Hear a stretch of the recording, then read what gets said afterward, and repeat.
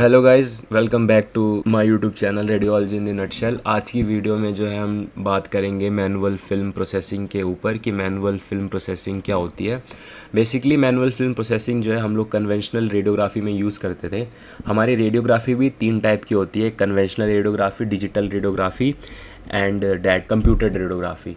तो computed radiography में ये डिफरेंस होता है कि जो हम कैसेट है वो डायरेक्ट हम कैसेट रीडर में डाल देते हैं, फिल्म रीडर में डाल देते हैं और हमारी इमेज जो है वो डायरेक्ट मॉनिटर पे आ जाती है। और जो है डिजिटल रेडियोग्राफी के बारे में बात करते हैं, जो आजकल बहुत ही ज़्यादा यूज़ हो रही है। उसके अंदर हमारी कोई फिल्म नहीं होती, उसके अंदर डिटेक्टर होते हैं। जैसे ही एक्सरे एक्सपोज करती है हमारी फिल्म जो है डायरेक्ट मॉनिटर पे आ जाती है विद इन 2 to 3 सेकेंड्स। अब मैनुअल फिल्म प्रोसेसिंग की अगर मैं के बारे में बोलूँ तो it is used in conventional radiography, जो आजकल बहुत ही कम यूज़ होती है, लेकिन स्टिल हमें इसके बारे में नॉलेज होनी चाहिए because this is the base of radiography. तो इस वीडियो में हम लोग देखेंगे कि क्या क्या स्टेप्स होते थे मैनुअल फिल्म प्रोसेसिंग में and what are the chemicals which we used in manual film processing. So सबसे पहले बात करते हैं कि हमारी फिल्म प्रोसेसिंग होती क्या है। जैसे ही हमारे एक्सरे जो है वो फिल्म को एक्सपोज करते थे तो हमारे फिल्म में जो है सिल्वर हैलाइड के क्रिस्टल्स होते थे, तो वो उन एक्सरेज से जो है एक्सपोज हो जाते थे और वो लेटेंट इमेज फॉर्म करते थे। लेटेंट इमेज जो है हमारी अनविजिबल इमेज होती थी। फिर हम उस लेटेंट इमेज को केमिकल टैंक में डालते थे, प्रोसेसिंग करते थे, देन वो लेटेंट इमेज जो है विजिबल इमेज में कन्वर्ट होती थी। तो इस पूरे प्रोसेस को हम फिल्म प्रोसेसिंग कहते हैं। इसको हम कन्वेंशनली जो है पहले 2 मेथड से करते थे, that is manual film processing से and second is automatic film processing. तो इसमें मैंने बताया आपको मैनुअल के बारे में हम देखेंगे। तो फिल्म प्रोसेसिंग यही होती है कि लेटेंट इमेज फॉर्म होती है, जैसे ही एक्सरेज हमारे सिल्वर हैलाइड क्रिस्टल को एक्सपोज करते हैं, देन वो लेटेंट इमेज जो है विजिबल इमेज में कन्वर्ट कैसे होती है, जब हम केमिकल्स का यूज़ करते हैं। ठीक है, तो इसमें कुछ प्रोसीजर्स हैं या फिर आप सिंपली कह सकते हैं कि कुछ स्टेप्स हैं, जैसे कि development, rinsing, fixing, washing, drawing. ये हमारे 5 स्टेप्स हैं। इन पांचों स्टेप को मिला के हमारा मैनुअल फिल्म प्रोसेसिंग बनता है। हम आगे एक एक स्टेप को देखेंगे कि हर एक स्टेप में क्या क्या हमारे केमिकल्स यूज़ हो रहे हैं, क्या क्या हम कितने टाइम के लिए कर रहे हैं, कितने टेम्परेचर के लिए कर रहे हैं, वो हम आगे की वीडियो में देखते हैं। तो सबसे पहले मैं अगर बात करूँ, ये हमारा प्रोसेसिंग टैंक है। ये हमारे मैनुअल का प्रोसेसिंग टैंक है। 2 इसमें कंपार्टमेंट होंगे, ये डेवलपर के, ये फिक्सर के। यानी इसमें डेवलपर जो होता है, इसमें हमारे डेवलपिंग एजेंट होते हैं, इसमें हमारे फिक्सिंग के एजेंट होते हैं और ये वाटर प्रेजेंट होता है। वाटर क्यों प्रेजेंट होता है, फिक्सर क्या होता है, डेवलपर क्या होता है, वो हम आगे की वीडियो में देखते हैं। सबसे पहले अगर हम बात करें first step, that is development. Development का क्या मतलब होता है कि कुछ डेवलप करना। सो development is a chemical process that produces visible image from the latent image. यानी डेवलपमेंट ही एक ऐसा प्रोसीजर है जो कि लेटेंट इमेज को हमारे विजिबल इमेज में कन्वर्ट कर रहा है। इसके अंदर जो हम सोल्यूशन यूज़ करते हैं इसको हम क्या कहते हैं, डेवलपर।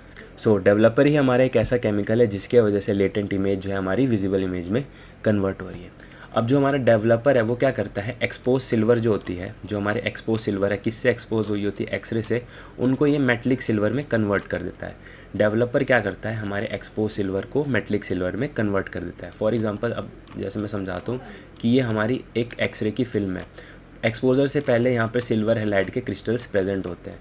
जैसे ही हम एक्सपोज करते हैं तो कुछ सिल्वर हैलाइड के क्रिस्टल एक्सपोज हो जाते हैं, सो उनको हम एक्सपोज सिल्वर हैलाइड कहते हैं, और कुछ जो है अनएक्सपोज रह जाते हैं। तो ये क्या करता है, उन एक्सपोज सिल्वर हैलाइड क्रिस्टल्स को मेटलिक सिल्वर हैलाइड क्रिस्टल्स में कन्वर्ट कर देता है, तो वो जो इमेज है वो विजिबल बन जाती है। सो ये किससे करता है, बाय द रिडक्शन प्रोसेस। ये फॉर्मूला है Ag plus is equal to e that forms the silver metallic silver. So developer provides the electron to the sensitivity center। यानी जो डेवलपर है वो हमारे इलेक्ट्रॉन्स को सेंसिटिविटी सेंटर प्रोवाइड करता है। सो जो हमारे डेवलपिंग सोल्यूशन है इसके अंदर भी कुछ केमिकल्स होते हैं, that is developing agent, activator, restrainer, preservative और हार्डनर। अब इनके अंदर कौन से केमिकल्स होते हैं, उन केमिकल्स के क्या नाम होते हैं वो मैं बताता हूँ आगे। सबसे पहला आता है हमारा डेवलपिंग एजेंट। तो डेवलपिंग एजेंट में हमारे ना दो केमिकल्स यूज़ होते हैं, डैट इज़ हाइड्रोक्विनोन और मेटॉल या फिर फिनोडोन कह सकते हो आप। ये केमिकल जो है हमारे डेवलपिंग एजेंट में यूज़ होते हैं। हाइड्रोकिनोन क्या करता है कि जो हमारी इमेज आती है, एक्सरे की इमेज जो आपने देखी होगी, उसमें जो ब्लैक शेड्स आते हैं, जैसे कि ये ब्लैक शेड्स हैं, इसके लिए रिस्पॉन्सिबल कौन होता है? हाइड्रोकिनोन रिस्पॉन्सिबल होता है। हाइड्रोकिनोन क्या करता है? हमारा ब्लैक शेड्स जो है प्रोवाइड करता है और ये हमारा लाइट शेप प्रोवाइड करता है। किसके ऊपर? हमारी एक्सरेज फिल्म के ऊपर। याद रखना, डेवलपिंग में हमारे 2 केमिकल्स यूज़ होते हैं, एक हाइड्रोकिनोन, मिटॉल को आप फेनिडोन भी कह सकते हो, ठीक है, या फिर फेनिडोन मिटॉल का काम एक ही होता है। उसके बाद आते हैं हम एक्टिवेटर के ऊपर। एक्टिवेटर हमारा सेकंड केमिकल है। एक्टिवेटर के रूप में जो हमारे केमिकल्स यूज़ होते हैं, that is sodium carbonate and sodium hydroxide. Sodium carbonate and sodium hydroxide ये एक्टिवेटर की तरह काम करते हैं। ये क्या करते हैं? हमारे जेलेटिन को, जो हमारी जेलेटिन लेयर होती है, जेलेटिन कहाँ होती है? जेलेटिन लेयर हमारी होती है फिल्म में, जो कि जेलेटिन को स्वेल करती है, जेलेटिन को स्वेल करती है, ताकि जो है हमारे केमिकल्स, हमारा डेवलपर जो है उनके अंदर जाए और मेटलिक सिल्वर अच्छे से जो है कन्वर्ट हो पाए। ये हमारे केमिकल्स को एल्कलाइन बनाती है और पीएच को कंट्रोल करती है। एक्टिवेटर में कौन से केमिकल यूज़ होते हैं? सोडियम कार्बोनेट और सोडियम हाइड्रोक्साइड। उसके बाद आते हैं हम रीस्टेनर के ऊपर। रीस्टेनर में जो केमिकल यूज़ होता है, that is potassium bromide. Potassium bromide को हम रीस्टेनर की तरह यूज़ करते हैं, जो कि एंटी फॉगिंग एजेंट की तरह हेल्प करता है। अब क्या होता है कि फिल्म में जो है हमारे फॉग बनने के चांसेस हो जाते हैं। फिल्म में हमारे फॉग बनने के चांसेस किससे हो जाते हैं? जो भी हमारे अनएक्सपोज सिल्वर हैलाइड क्रिस्टल है, अनएक्सपोज यानी जो कि हमारे एक्सरे से जो है एक्सपोज नहीं हुए, उनके चांसेस होते हैं कि वो हमारे फॉग बना सकते हैं फिल्म के ऊपर। और एक बार अगर फिल्म के ऊपर हमारा फॉग बन गया तो हमारी फिल्म जो है डिग्रेड हो जाएगी, ख़राब हो जाएगी। तो उन फॉग से प्रिवेंशन के लिए हम पोटेशियम ब्रोमाइड को एज अ रीस्टेनर यूज़ करते हैं। सो यहाँ पर भी लिखा है, it decreases the fog by protecting the unexposed crystal, by protecting the unexposed crystal. उसके बाद हम यूज़ करते हैं प्रिजर्वेटिव। प्रिजर्वेटिव का कौन सा केमिकल होता है? सोडियम सल्फाइड को हम प्रिजर्वेटिव की तरह यूज़ करते हैं। प्रिजर्वेटिव क्या करता है? हमारा ऑक्सीडेशन को कंट्रोल करता है डेवलपिंग एजेंट में by air and other components. Sodium sulphide को हम प्रिजर्वेटिव की तरह यूज़ करते हैं, ये हमारा कंट्रोल करता है ऑक्सीडेशन ऑफ डेवलपिंग एजेंट, ठीक है। उसके बाद last chemical which is use in developer is hardener. Hardener में हम क्या यूज़ करते हैं? ग्लूटर एल्डिहाइड, याद कर लेना, ग्लूटर एल्डिहाइड को हम एज अ हार्डनर यूज़ करते हैं, जो कि क्या करता है? हमारे इमल्शन को स्वेल और सॉफ्ट होने से प्रिवेंट करता है, कंट्रोल करता है। मतलब it basically it hardens the emulsion layer so that it will not become swell and it will not become soft. मैं जितने भी केमिकल्स के नाम बता रहा हूँ, चाहे वो डेवलपर में हो, चाहे वो फिक्सर में हो, ये सारे केमिकल्स बहुत ही ज़्यादा इंपॉर्टेंट है, क्योंकि एग्ज़ाम प्रोस्पेक्टिव से और वाइवा प्रोस्पेक्टिव से सबसे ज़्यादा यही पूछा जाता है कि जो हम डेवलपर में हार्डनर यूज़ करते हैं वो कौन सा हार्डनर होता है। तो ये बहुत ही ज़्यादा इंपॉर्टेंट है, इसको याद कर लेना। उसके बाद आता है सेकंड हमारा स्टेप, रिंसिंग। अच्छा, रिंसिंग मतलब सबको पता होगा, जैसे हम घर में बर्तन को पानी से खंगारते हैं, डेट इज़ रिंसिंग। तो रिंसिंग में क्या होता है? जैसे हमने डेवलप कर दिया फिल्म, डेवलपर में हमने एक्सरे फिल्म को डाल दिया, फिर जब हम डेवलपर से निकालेंगे तो जो हमारा एक्सेस डेवलपिंग सोल्यूशन होगा, जिसके वजह से हमारी फिल्म के ऊपर ज़्यादा रिएक्शन हो सकती है या फिर फिल्म ओवर डेवलप हो जा सकती है, तो उससे बचाने के लिए हम क्या करते हैं? फिल्म को हम एक वाटर के टैंक में डाल देते हैं, उसी वाटर के टैंक में डाल देते हैं, ताकि जो रेसिडुअल डेवलपर सोल्यूशन है वो हट जाए और फिल्म जो है हमारी न्यूट्रलाइज हो जाए। उसके बाद आते हैं सेकेंड इम्पॉर्टेंट स्टेप पे, डेट इज़ फिक्सिंग। फिक्सिंग नाम्स मतलब नेम सजेस्ट इटसेल्फ, फिक्सिंग यानी किसी चीज़ को फिक्स करना। तो फिक्सिंग क्या करता है? हमारी इमेज को परमानेंट कर देता है विदाउट एनी लॉस। फिक्सिंग क्या करता है? देखो डेवलपर का क्या मतलब है? वो हमारी फिल्म को डेवलप करता है। फिक्सिंग क्या करता है? बेसिकली हमारी इमेज को परमानेंट कर देता है या फिक्स कर देता है। अब solution that does this job is called as fixer. जैसे कि वहाँ पर डेवलपिंग को हम डेवलपर कह रहे थे, यहाँ पर हम फिक्सिंग को के सोल्यूशन को फिक्सर कह रहे थे। अब ये क्या करता है? देखो, it removes the unexposed silver halides without damaging the image, hardens the gelatin emulsion and stop residual development. सबसे पहले जो वहाँ पे अनएक्सपोज सिल्वर हैलाइड क्रिस्टल्स थे जिनका कोई काम नहीं था, उनको ये रिमूव करता है। सबसे पहला ये अनएक्सपोज सिल्वर हैलाइड क्रिस्टल्स को रिमूव करेगा बिना किसी डैमेज दिए इमेज के ऊपर। ये फिर क्या करता है? सेकंड, हमारी जेलेटिन लेयर जो होती है ना इमल्शन में, उसको ये हार्ड करता है। उसके बाद स्टॉप रेसिडुअल डेवलपमेंट, यानी जो रेसिडुअल डेवलपमेंट यानी रेसिडुअल डेवलपर के हमारे केमिकल्स रहते हैं, ये उनको हटा देता है। अनएक्सपोज सिल्वर हैलाइड क्रिस्टल्स को रिमूव कर देता है किसी भी कोई भी डैमेज किए बिना। और थर्ड जो है जेलेटिन यानी जो हमारी इमल्शन लेयर है उसको हार्ड करता है। सर के अंदर भी कुछ हमारे यहाँ पर केमिकल्स यूज़ होते हैं, ये है activator, fixing agent, preservative, buffer, सबसे पहला आता है हमारा एसिटिक एसिड। सो एसिटिक एसिड को हम ऐसी एक्टिवेटर की तरह यूज़ कर रहे हैं which neutralize the developer and stop its reaction. अब वहाँ पर जो है हमारा डेवलपर का एल्कलाइन सोल्यूशन था, यहाँ पर जो है हम एसिड यूज़ कर रहे हैं, तो इसकी वजह से क्या होगा कि हमारा ये न्यूट्रलाइज हो जाएगा और जो डेवलपर रह रहा है उसका एक्शन स्टॉप हो जाएगा, ताकि हमारी फिल्म जो है वो ज़्यादा वो डेवलप ना हो, सॉरी ओवर डेवलप ना हो जाए। सोडियम थायोसल्फेट हो या फिर अमोनियम थायोसल्फेट के सॉल्ट हो, इसको हम फिक्सिंग एजेंट की तरह यूज़ करते हैं। देखो एसिटिक एसिड को हम कैसे, acetic acid is use as activator जो कि न्यूट्रलाइज कर दे रहा है डेवलपर को। सोडियम थायोसल्फेट और अमोनियम थायोसल्फेट को हम क्या ऐसे as a fixing agent use करते हैं।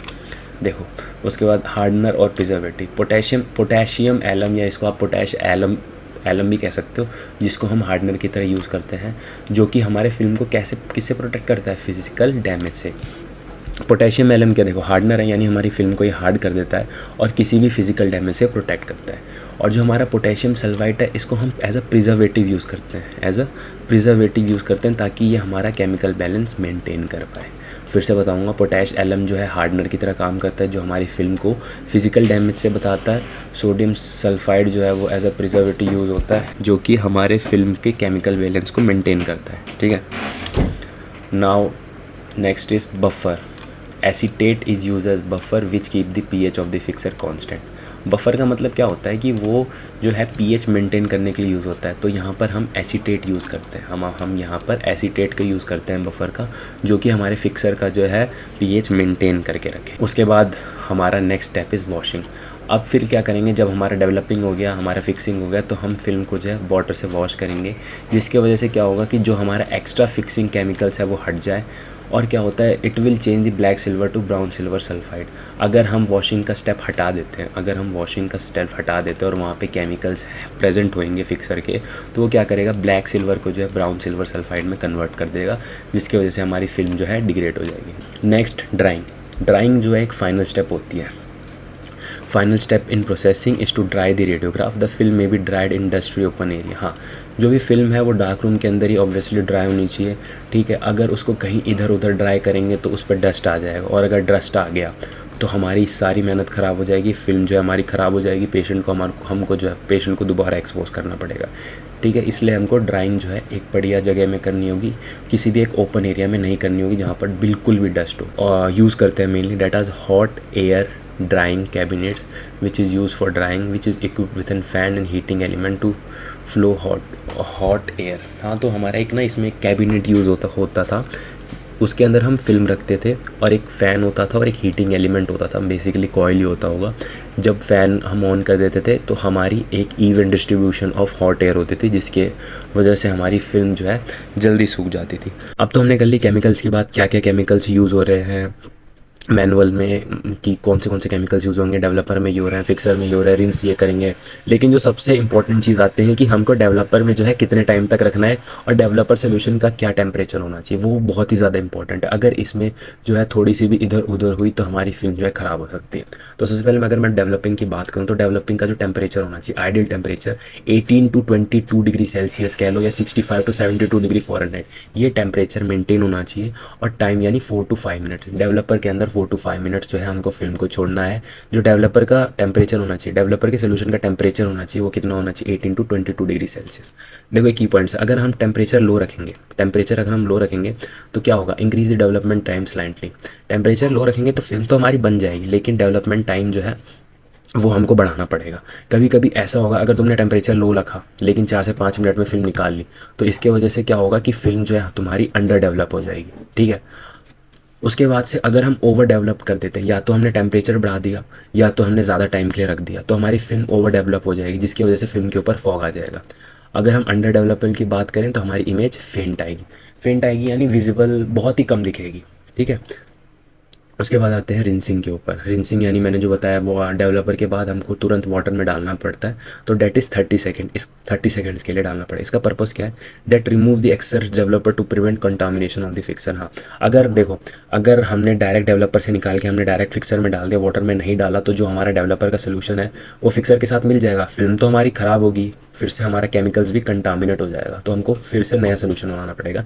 इसलिए 30 सेकेंड के लिए हम डालेंगे, तो हमारा जो एक्सेस डेवलपर का केमिकल्स है वो उस पर नहीं लगेगा।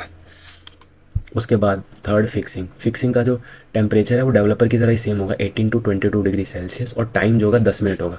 वहाँ जहाँ हम 5 मिनट रख रहे थे, यहाँ हम 10 मिनट रखेंगे। कब तक? जब तक हमारी फिल्म जो है क्लियर नहीं हो जाएगी। ठीक है, की पॉइंट्स। अगर हम प्रॉपर फिक्सिंग करेंगे तो हमारी इमेज परमानेंट आ जाएगी। देखो, proper fixing ensure image permanence. ठीक है, अगर फिक्सिंग इनकम्प्लीट हुई तो हमारी इमेज जो है ओवर टाइम, मतलब थोड़े टाइम बाद फेड हो जाएगी। अगर हमने फिक्सिंग ठीक से नहीं की, फिक्सिंग हमने पहले कर ली, टाइम से पहले निकाल ली, या फिर केमिकल जो है हमारा सही से टेम्परेचर में नहीं है, तो इमेज थोड़े टाइम बाद वो फेड हो जाएगी। ठीक है, उसके बाद करते हैं हम वॉशिंग की बात।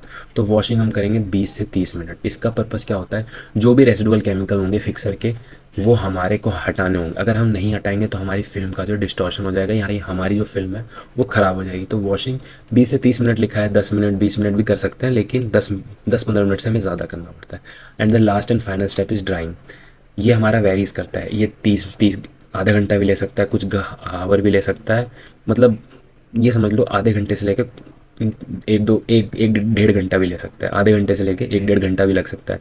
ये किसके ऊपर डिपेंड करता है? बेसिकली ह्यूमिडिटी और एयर फ्लो, मतलब कितना ज़्यादा एयर फ्लो हो रहा है। अगर आपने कैबिनेट में रख रखे हैं, हॉट कैबिनेट्स में, तब तो फिल्म जल्दी सूख जाएगी। लेकिन अगर हॉट कैबिनेट में नहीं रखे तो वो तो रूम के टेम्परेचर के हिसाब से टाइम लेके सूखेगी।